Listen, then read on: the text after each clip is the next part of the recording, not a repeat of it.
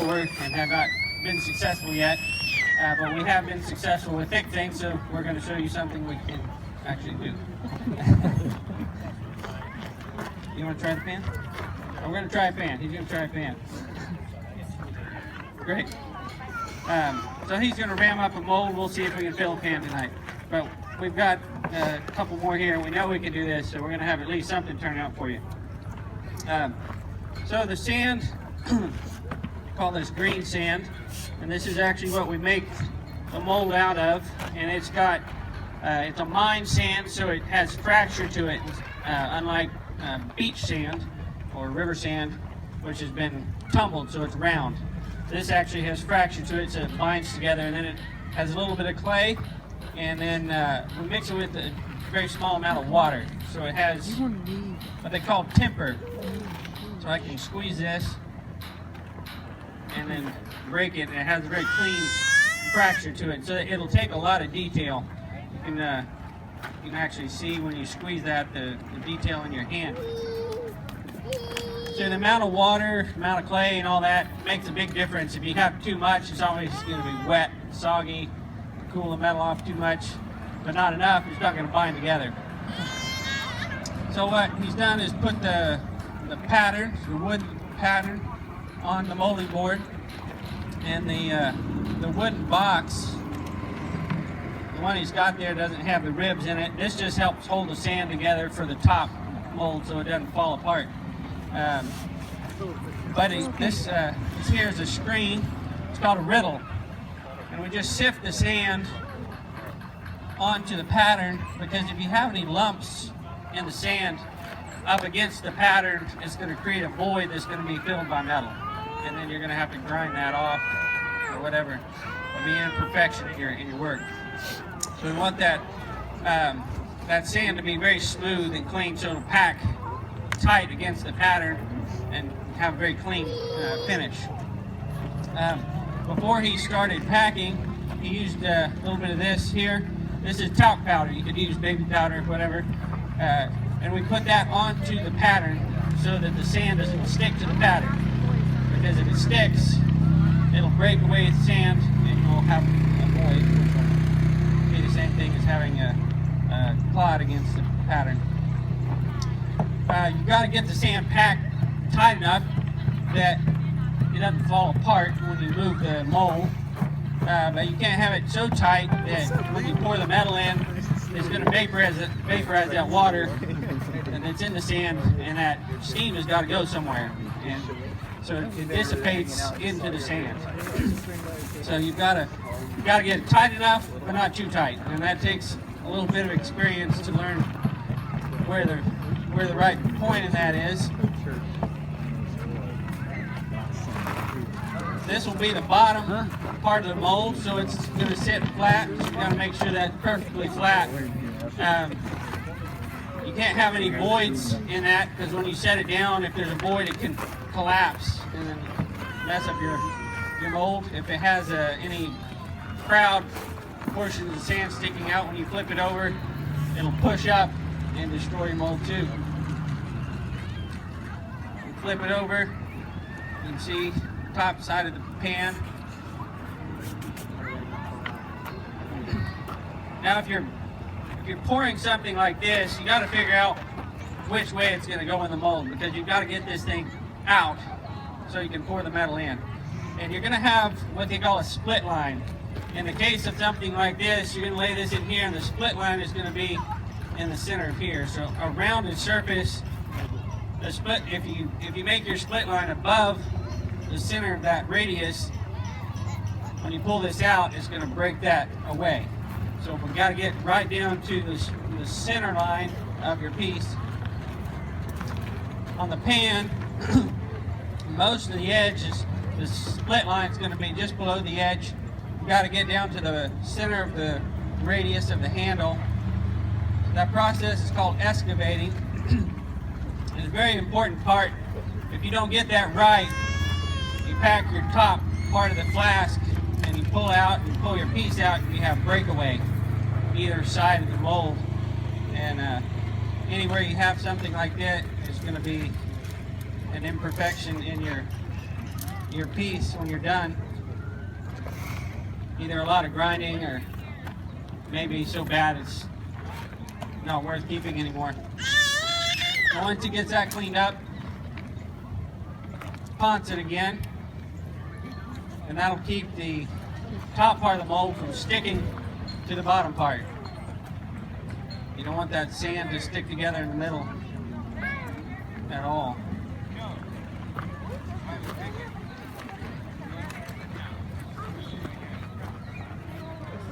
And this, the two parts of the flask can only go together one way. And that's very important, because if you make both sides and you put it together and you put it wrong, you're going to mess up everything you've done. Sometimes you may not even know it until you pour it, but then you're going to have your part that's half one way and half the other way. So he's going to do the same thing on this side.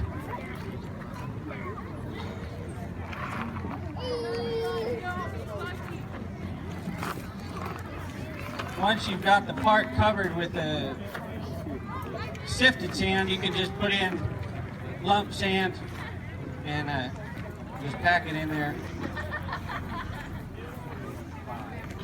We're pretty low scale on this right now, but we've seen operations. Now this is done all automated, but we've seen old operations, videos from early 1900s where the entire floor of their pouring area was sand, and they were just shoveling it off the floor there, doing hundreds and hundreds of pieces.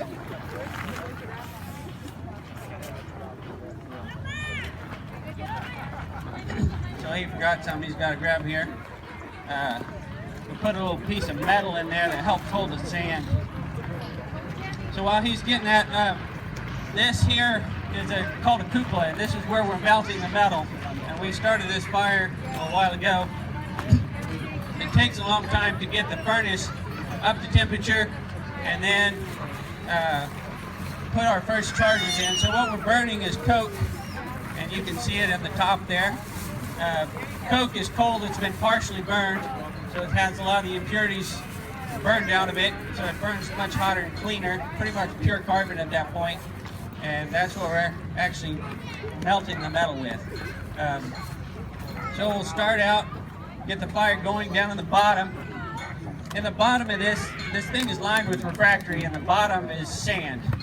When we get done, we'll actually drop the bottom out, and that sand will fall out, and then whatever metal and fuel is left in there will come out. And if you don't do that, it'll solidify in there and you'll never get it out. So you've got to be able to clean that out. So it's just loose sand in the bottom. We pack it down a little bit, and that's the bottom of the furnace. So when we light the furnace, we've got to get that bottom hot. So that's, we start it slow and build it up. See, we've got a fan over here, and that's what, when we kick that on, that's when the temperature really climbs. This area here is called the wind belt, and there's tweers. These open to the outside so we can see in there, but it's actually open to the inside is more important. So there's 4 ports where the air comes in, circles, and goes into the fire, and that would get up over 3,000 degrees, about 3,500. We're trying to heat the steel up to about 3,000 to pour, and there's a lot of variables with this type of furnace that can make a big difference. How big the coke is, how the air pressure, how much air you're putting in, and that's part of what we're learning. Part of why we haven't had 100% success with the pans, but also cast iron is iron with carbon in it, and to be able to forge carbon steel, it has to have less than 1.7%. Cast iron has up to about 4% carbon in it, so you couldn't heat this up and hammer it; it just fall apart. Whenever you heat the steel in a fuel like this, carbon-rich fuel, it actually changes the alloy, and which the more carbon that's in it, the harder it's going to be. but there's other elements in there, phosphorus and things like that, that make it the metal pour easier. And every time you heat it up and melt it, it burns some of that out. So every time you pour it, it gets stronger, but it's not going to fill a mold as easily. So thick things are going to be a lot easier to pour than thin things. So what he's doing now is cutting a hole, the sprue hole, and that's what will actually pour the metal through. You want to make sure it's clean and it's in the right spot. If you have a bunch of loose sand in there, when you pour, it's going to fall through. Just cutting a little funnel to make it easier to get the metal into the sprue.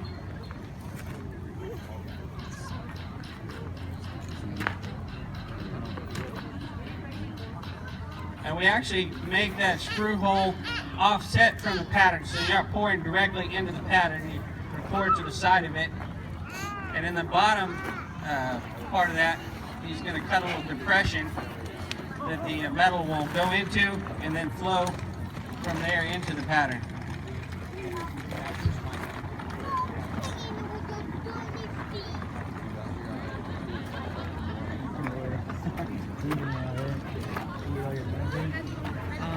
Yeah, we ate breakfast.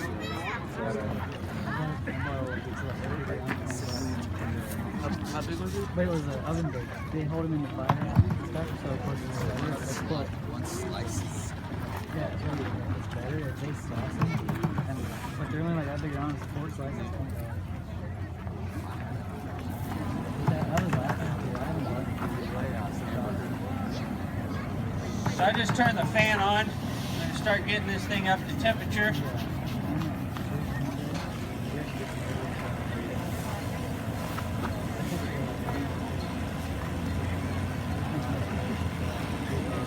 So what we did, like I said, it takes a while for the heat to build up in here, and there's several layers of fire. When we start the fire, we'll build it up till it's hot up to about here, and that's called the bed height. And that's actually the melting zone in the fire, is about this height. So when we pour it in, we have charges. Once we get this, so it's fuel up in here, and then we begin to add the charges. And the charges is the mixture of coke to replace the fuel that burns up while we're melting a batch of cast iron. We have the cast iron that we're melting, and a small amount of flux, which we use limestone for that. And the limestone just gathers any impurities in the metal in the fire and gathers those together so they don't come out in your metal. So we have 2 charges in here. You can see it's piled up over the top. So one of these 5-gallon buckets here is a charge. See, we've got some brake rotors be melting there. And so as this is up, this is starting to heat up, and it'll take 15 minutes or so before that metal is actually melted. But it takes a while. Once you put that first charge in, you just let it soak, let everything just get hot. So that's what we've been doing while he's been working here. Now we're starting to get that metal up to temperature. So he just pulled that pattern out. You've got to be very careful when you do that you don't break the sand. Any little chips of sand that fall down in the mold, you try to blow those out, make sure everything's clean and tight. Push that sand up and collapse the pattern inside. I got this.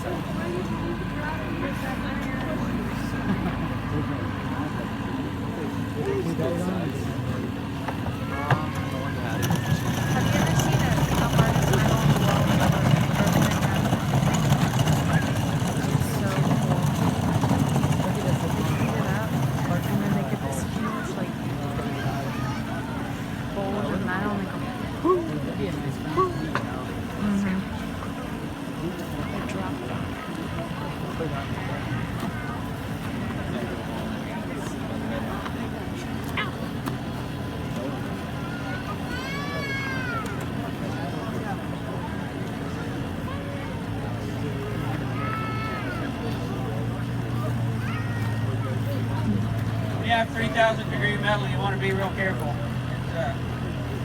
It's a lot of excitement, but it can be a bad excitement real fast if you don't be careful. Cover up here.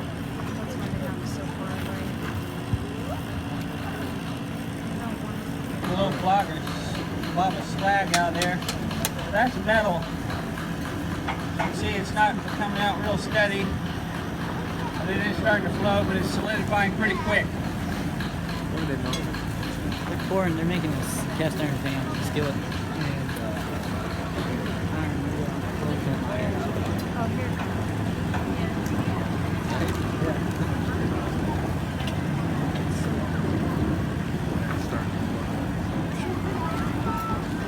Ooh, finally.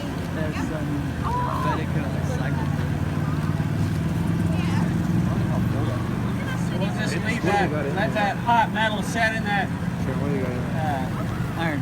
screw there, and that's heating it up so when we actually start getting metal, They're making a cast iron it's skillet. warmed up and it won't what cool do the we- metal off They're as gonna fast get right some stuff away. that pours out, and they have a mold. You weren't here, but they made a mold, and they're gonna pour it in the mold. This is what we do for fireworks. Awesome.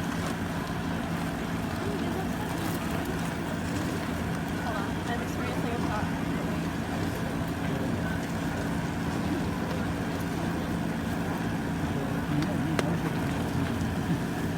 Nathaniel's getting some bogs ready. It's just we have a rod with a flat end on it. We put a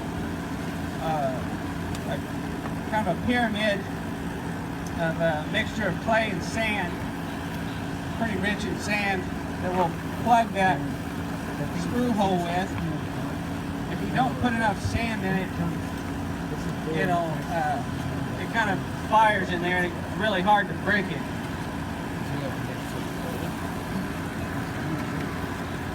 It has to be insane. They said they get it 3,500 degrees.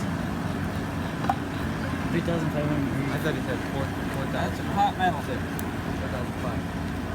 Or did he? He said 35. They said it's like only 3,000. Oh.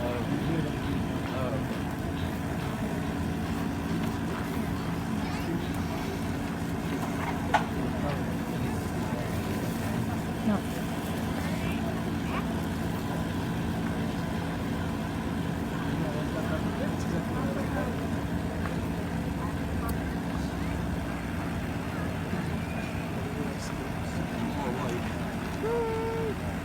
My video. One of the things we've learned this year is we've worked on this the last month or so. If you have the air too high, it's a temptation to really want to crank it up, get it burning hot. But we found that that isn't necessarily the way it works. It's better to have it. You got to have it just right. You can't have it too low or too high.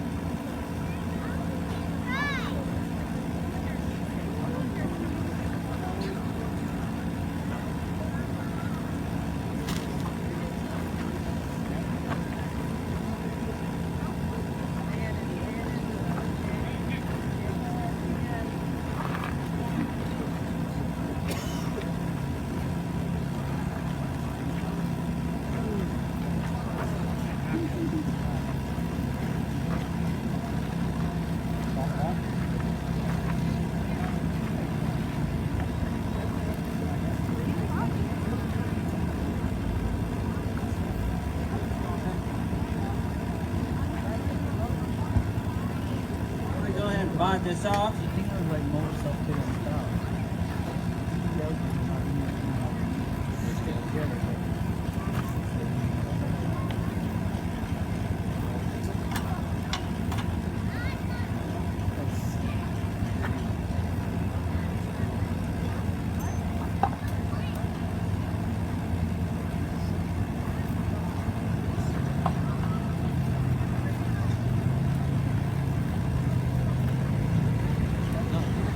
They plugged the hole in.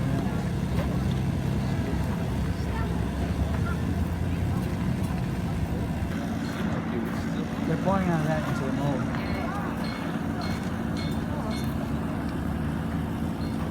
That's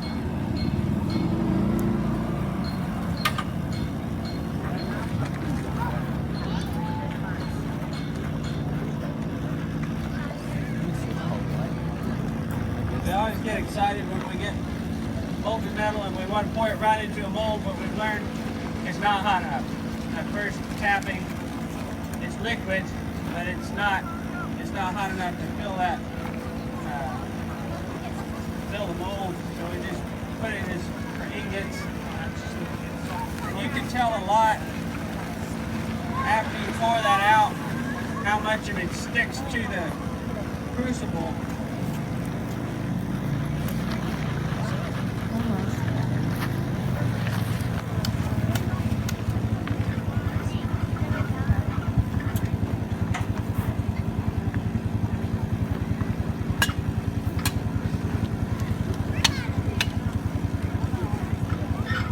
When it's really hot, that not much of it will actually stick to the crucible. If it's not hot enough, you'll get a lot of residue left in there. Of course, the next pour will actually melt some of it.